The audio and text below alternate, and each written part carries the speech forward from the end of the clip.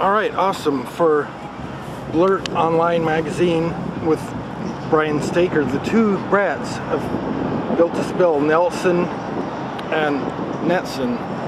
So if you first want to talk about the new album and your role in it. Yeah. The new album.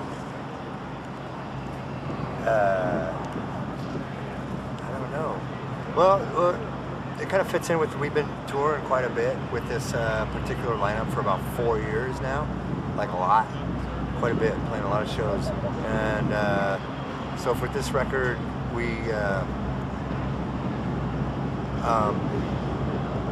me and Jim Roth also, it was all members all together from the very beginning, doing all the songs. We practiced them on tour a little bit, played them at soundcheck and all that kind of thing.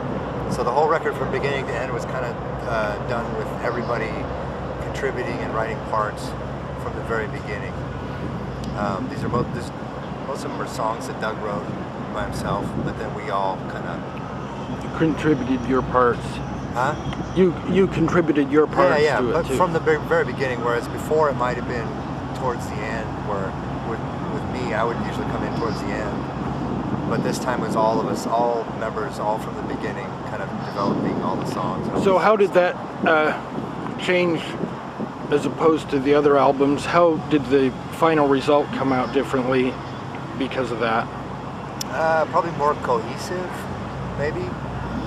I don't know if that's not any better or worse than doing it any other way, but it just kind of came together. It's more of as a band, I guess, instead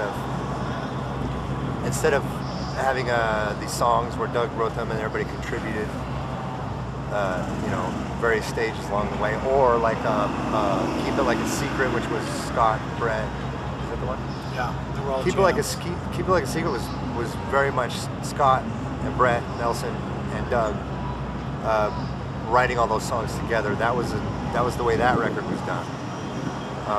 Different records were done different ways, but this one was done like that, and it was done on a digital recording format, which is different, a way different way of working. Yeah, and Brett Nelson, how about your input on the new album? I would just pretty much agree with the other Brett. It was more, like You in Reverse was more a bunch of jams that then turned into songs, where this was just pretty much everyone from the beginning putting in parts. So what Doug brought to the table just changed. Immediately got screwed around. Yeah, changed because everybody put their own thing in. Yeah. So they formed over, it was quite a while, wasn't it? Long time. Year and a half or so, 2 years. Like some of the songs have been around.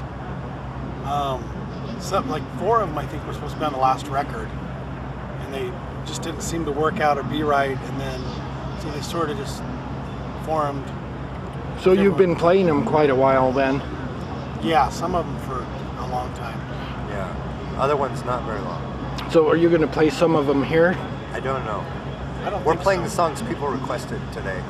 Oh, that's right, the request. But you don't know. Well, people haven't heard him yet, so they can't request them. Yeah.